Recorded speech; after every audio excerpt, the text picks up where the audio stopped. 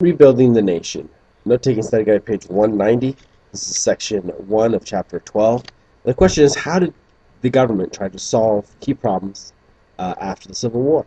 And there were many problems. We've already discussed some of those problems. So the first kind of challenge is, how will the Confederate States and sympathizers be treated? So the Confederate States, they seceded. How would these people that were in government, that were in the military, that supported secession, how would they be treated? Lincoln's plan was a 10% plan. He thought that when the states, 10% of the state's voters took a loyalty oath, they could be let back into the Union. Also that slavery, each state's governments abolished slavery, and former Confederates, those that were in the government or military, were pardoned after they signed the loyalty oath.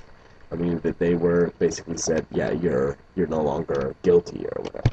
Okay. The Wade Davis bill was another kind of plan. This was 50% of voters had to sign the loyalty oath, so huge percentage difference between Lincoln and Wade Davis's bill. And it barred, former Confederates were barred for life from voting or holding office at all. So there was no kind of, you're okay, welcome back to the Union in the Wade Davis bill.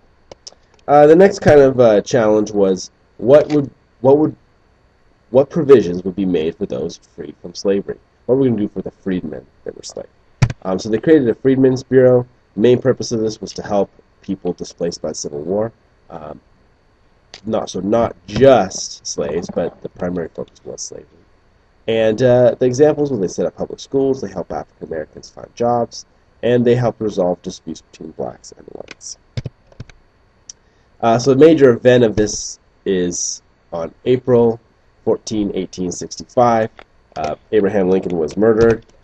It was shot with a pistol by John Wilkes Booth, and the nation was shocked and concerned about Reconstruction. Okay, so when he dies, there's this shock. They can't believe that Abraham Lincoln has been assassinated, and that there's a growing concern about how we're going to reconstruct. So Andrew Johnson becomes president. He's from Tennessee, so this is a slave state.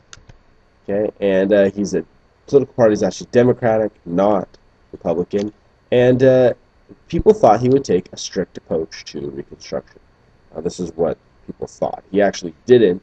He was slightly stricter than Abraham Lincoln, but he basically continued what Abraham Lincoln had started, or tried to at least.